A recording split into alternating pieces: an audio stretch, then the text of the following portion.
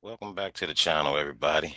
Today I got a real good video for you, and this is something that's important to everyone out here, especially a lot of you street dudes, you guys that's in the streets, heavy and things of that nature. Um, this story is about a guy named Terrance Gamble out of Alabama, and he was stopped for a traffic stop, and the traffic stop was for a broken tail light. And then the traffic stop led to a search of his car and a gun being discovered. Okay, so basically, the state of Alabama prosecuted the man, and when he did his time uh, for the state of Alabama, the federal government came in and charged him again for the same gun charge that he already served time for in Alabama. I thought there was a law against double jeopardy.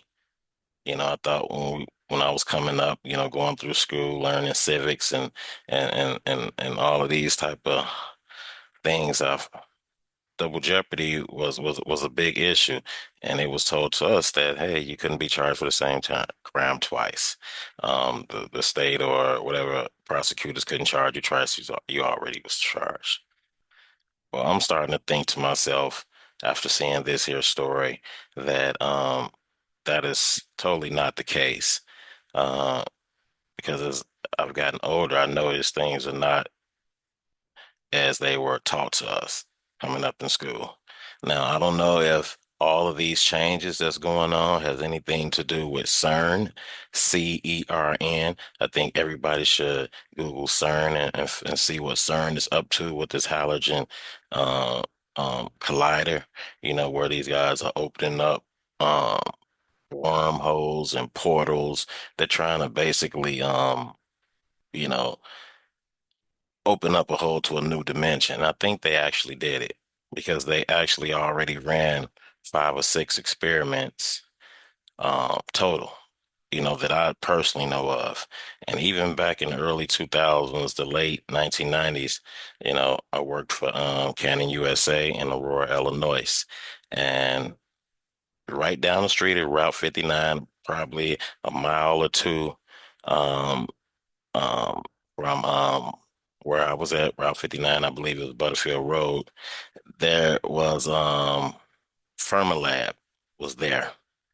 Okay, and they had all of this gate. They put a big high gate, claiming to not enter and all of this type of stuff. And then we found out later that the government was working there with Fermilab. And then we found out that they were actually digging under the ground, running a tunnel from Aurora, Illinois, all the way to Minnesota.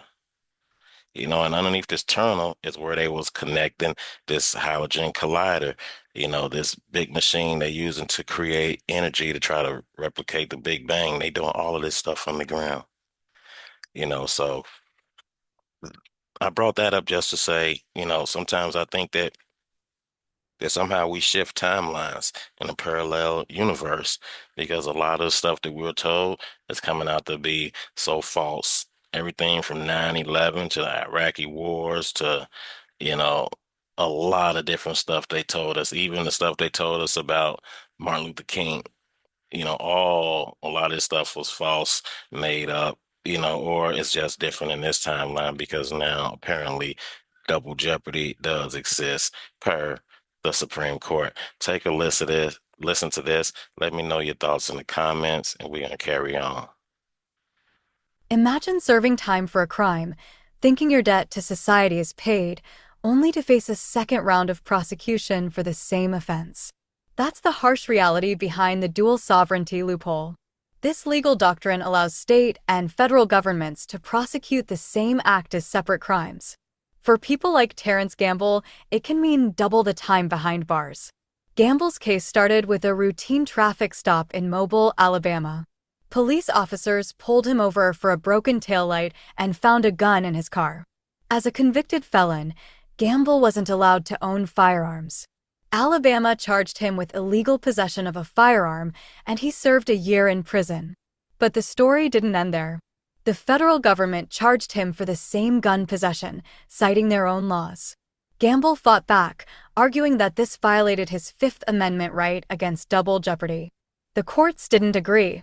As Justice Alito explained, two offenses are not the same offense for double jeopardy purposes if prosecuted by different sovereigns. All right, did you just hear that? Did you just hear what they said? When Gamble fought back against the double charges, arguing that his Fifth Amendment right against double jeopardy was violated, the courts did not agree. And we say the courts, we're talking about the Supreme Court. This is crazy. It has a lot to do with the people that's on these courts. They mean us no good. You know, um, but Justice Alito explained two offenses are not the same offense for double jeopardy purposes if prosecuted by different sovereigns. So when did they change the definition? So they brought all these new people to the Supreme Court, and now, they just basically doing what they want to do. And that's what I'm noticing that's basically what they do. But we'll carry on. The truth about the dual sovereignty loophole. This ruling hinges on the idea that state and federal governments are separate entities, each with its own laws. The Supreme Court upheld this principle, stating, "We have long held that a crime under one sovereign's laws is not the same offense as a crime under the laws of another sovereign." This means both Alabama and Okay, he says that we have long held that a crime under one sovereign's laws is not the same offense as a crime under the laws of another sovereign. This means both Alabama and federal government could prosecute Gamble for the same act.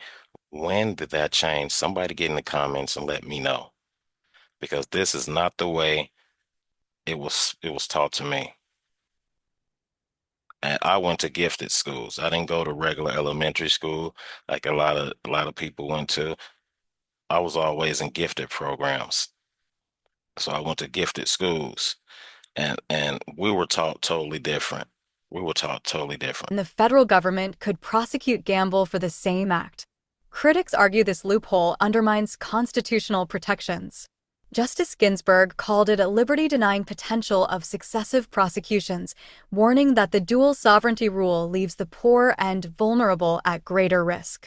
Justice Gorsuch echoed this concern, writing, "When governments may unleash all their might in multiple prosecutions, it is the poor and the weak who suffer first, and there is nothing to stop them from being the last."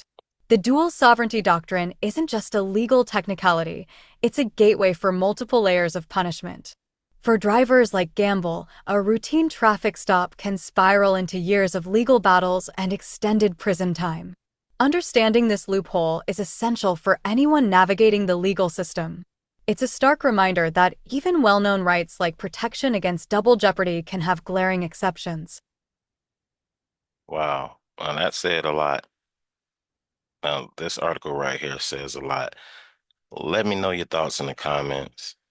Let's start a discussion here. You know, some of you want to jump on the call. We can discuss this, post it up, get some more feedback from the public. But I think everyone needs to know about this. Double jeopardy, you're thinking that you won't be prosecuted twice, especially my street dudes, because you guys are always doing something, you know, that's borderline illegal or illegal, or you're carrying for protection. And it's always something as a simple traffic stop. And that's what they use. They want to find the minimalist reason to have contact with you so they can make it out to something big, because the more y'all locked up, the more prosecutions, the more money they make. And you got to remember the money is all printed out of thin air anyway. So then that just helps them print more of this fake money and keep pushing the narrative. But once again, subscribe to the channel if you haven't. We got more interesting and entertaining comment coming. Leave your thoughts in the comments about this right here. And I'm gonna catch y'all on the next one.